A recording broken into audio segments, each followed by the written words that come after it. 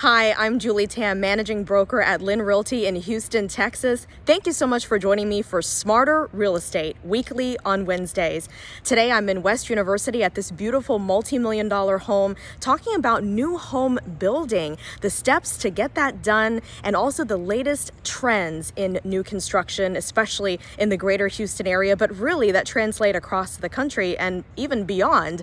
And what better person to talk about this than our special guest today, the person himself who built this home. It's John Wawrose, president of Brookstone Homes. So let me take you around, first the exterior, and then we'll head inside and we'll talk to him. I'll talk about and show you this home and all sorts of wonderful things. So we're in West University. I'll be putting my mask on in a moment to go inside. And there are, of course, a lot of gorgeous homes in West University. There are some older homes that are being torn down to build new ones. And this is one of those new homes. And of course, we are talking about the luxury market, but some of these ideas in terms of design and whatnot really can be translated maybe on a smaller scale or less expensive options if you are building a less expensive home. You can hear there's actually sounds of construction nearby. In fact, as I'm walking up the driveway here and approaching the stairs. So let me get masked up. Gorgeous front door awaits. I've sold about 60 homes for this builder, Brookstone Homes, over the years. So we've done a lot of business together, anything from sort of your average priced home, slightly above average, to this luxury multi-million-dollar market. And let's see where John is hiding. There he is. I appreciate it. You know what? This is exactly what I need during this COVID-19 pandemic. John, thank you so much for being with us today. I've told them, our audience, a little bit about you and what you do. You've been building homes since the late 70s, 1970s, so it's been a long time. Got a lot of experience. How many homes would you say you've built over the years? It's probably around 1,500. I built 5% of the houses in West University, so that's a pretty big number. And you build a lot in the city of Bel Air, other areas in town, even some areas out of town, even commercial. You've built strip centers, retail, and all sorts of stuff. That's right. We built a house in New Orleans one time. That was a different experience. Yeah, so tell me about this home and some of the features. Point them out to us. What is on trend? This house is about 7,500 square feet, which is the upper size for West University, and I think it's for sale for about $3.7 million. And the lot's 10,000 square feet, which is unusually large for West University. It's 50 by 200, and they have size limits in West University. So it's hard to get a big backyard and a big outdoor area on unless you have a large lot. Yeah. And now this entrance, why don't you come out here and show us? It's a grand, long hallway. The entry's a herringbone floor, and then coming in from the garage, there's a mudroom. You can come from the garage to the house, or you can come from the garage to the mudroom. It has a sink for you to clean up your gardening, and a place for the kids to put their backpacks, and the tile floor, so it's easy to clean. And nowadays they call these the disinfection room when you come in and they do? Clear yourself, of COVID. They've converted, or really it's a multi-purpose mudroom now. That's the first of the 2 stairways. It's here in the entry, which puts a lot of light into the house. In the dining room. And I've got a client, I've represented you on a lot of deals, but I've also represented clients on the other side of the transaction who are looking to build with you. And one of them is looking for exactly this type of staircase that goes up and toward the front of the house there. There's a study with pocket doors, so you can work from home. And that's what's a really important feature now. I mean, of course, you usually put studies in your homes, but people really want those now to be able to work from home. Yeah. So there's a nice big bar with a room temperature wine storage, and a mahogany bar, and Julie's drink. That's empty. This house has an elevator to get to the second floor.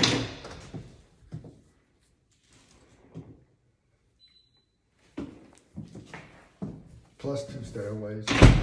And then the bar would have 2 under-counter refrigerators and an ice machine. Okay. And is that included with this home? You'll be putting in it later? Yes. Then there's a back hallway which connects the dining room to the kitchen. So to traverse this, you don't have to go through the main part of the house. If you have people who are serving for you and working for you, they can do this back here seamlessly. Extra sink here. And it gives you flow. This would be the cold line storage, which is about halfway between the kitchen and the dining room and sort of out of the way. Yeah. And this is really a lot of space. There's a lot of serving area and counters. This would be the second refrigerator. And what types of countertops are these? Onyx. Okay. Really a nice texture, really something different and not expected. And so the beauty of this is that you can hide things away from view. The main kitchen's over here, showing that. Yeah.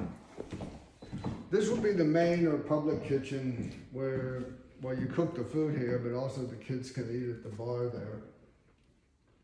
And the complaint with this kitchen, which is very open to the family room, is people don't want the coffee machine and the juicer and other appliances sitting out. Right. So we put another hidden service kitchen back behind with its own dishwasher and sink. And this way the coffee machine, juicer, and whatever espresso machine would not be visible from the family room. Yep. You can pile up those dishes and clean them later. And this open floor plan, I know nowadays some people are shying away from the open floor plan because they want more privacy. With the pandemic, people are working and going to school from home and all of that. What are you seeing in terms of that trend? What are people asking for? What I see is more people are planning to stay home. They want swimming pools, they want outdoor kitchens, they want more room outside, and they want the houses to be more livable because they're planning to spend more time there. Right, and you have that, an outdoor kitchen. This house has a large yard. This yard for West University is absolutely huge. And you have a nice outdoor seating with the outdoor kitchen with the sink, and we'll have a barbecue pit. And presumably somebody would put a pool back there when they buy the house. Right. What kind of setback do you need for the pool when there's power lines going overhead like that? It's not too bad. It's probably 5 feet from the fence. Okay, so there's still plenty of space for that. Yeah.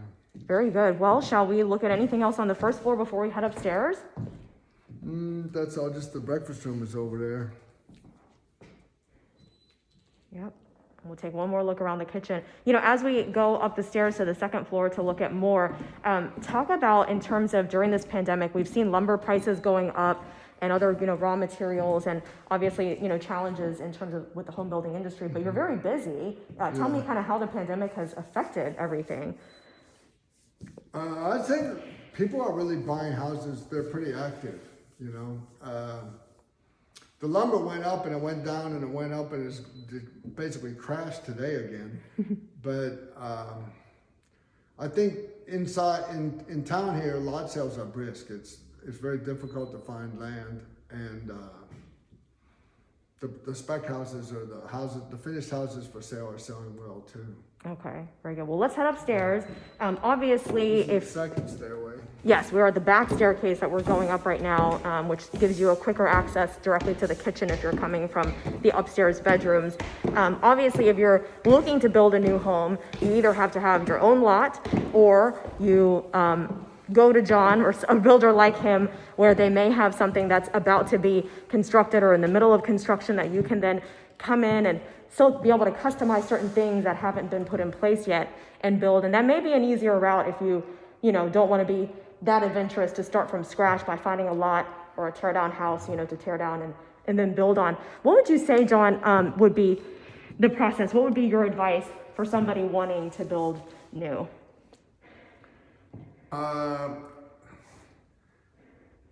It's important to buy the lot. So in order to buy the lot, you have to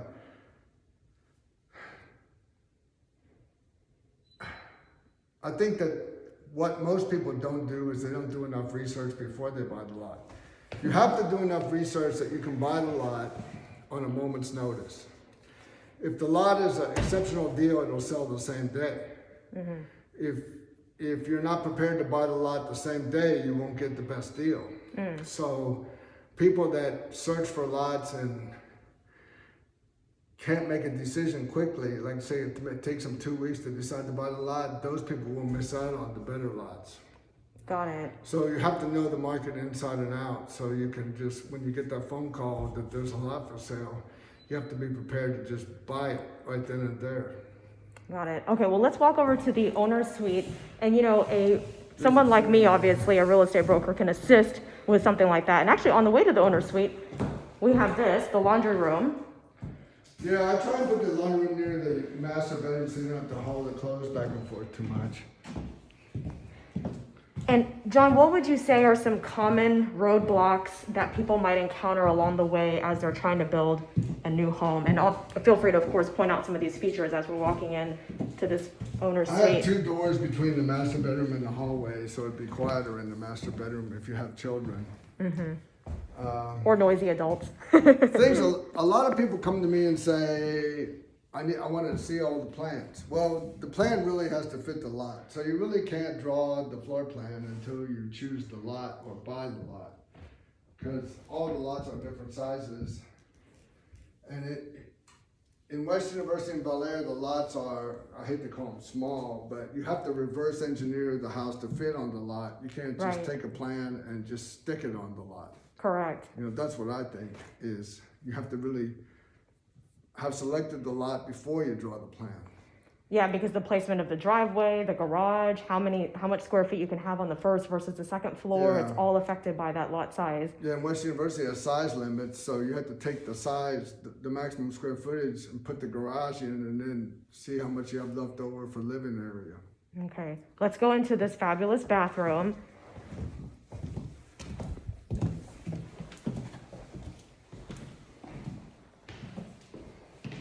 Yeah, the bathroom's got plenty of vanities, a little space to put your makeup on. The tub's freestanding. The interior designer designed all the cabinets and picked out the tile and the paint colors. Let me check myself out. There we go. And a nice, set of 4 windows there right at the back to look out and have some natural light while you're getting ready. There's enough room for a little furniture arrangement. There's 2 toilets and then a large closet with hardwood floors. Now, 2 toilets is not something you see every day. 2 separate water closets. Now, this closet is quite large, but you were saying that in Westview, obviously, with the restrictions on size. This is about as big as you can get in West University, and this is a big house on a big lot. I like hardwood floors in the closet because it's much cleaner. Big carpet. And a display case for designer purses or whatever else you'd like to put in there. They're called Judith Lieber purses. Right? Yeah. I put my Judith Lieber purses in the display case. And this is where you pack your suitcase when you go out of town. There you go. You mentioned some of the municipalities where you build have certain restrictions. What are some of the most cumbersome ones that you've encountered? West University has size limits, so that's a little bit of trouble. And then Bel Air has coverage limits. You have to have a certain percentage of grass. Basically, I thought the reason for that was to try and outlaw circular driveways. You know, it's an underhanded way to do that. But you have to be careful that you don't run out of. You can build a house and use up all your square footage, and then you can't have a pool. So you have to watch out for that in Bel Air. And really, I guess one of the reasons is for flooding. They don't want too much non-porous concrete surfaces like driveway and walkways and things like that. That's the reason, but if the 100-year flood event happens, everything's underwater. So it's immaterial whether you had how much driveway you had. They don't tell you that when they're having the city council meetings. Very good. Well, let's explore the rest of the second floor. What are some of the most either bizarre or cool features that you have put into new homes, not necessarily Bizarre? even recently, but even, years I back. can't call them bizarre because then the homeowners will get insulted. Okay, but we'll call them cool. Whether it be high tech or just, something that's just really fanciful and neat. Oh, let me think.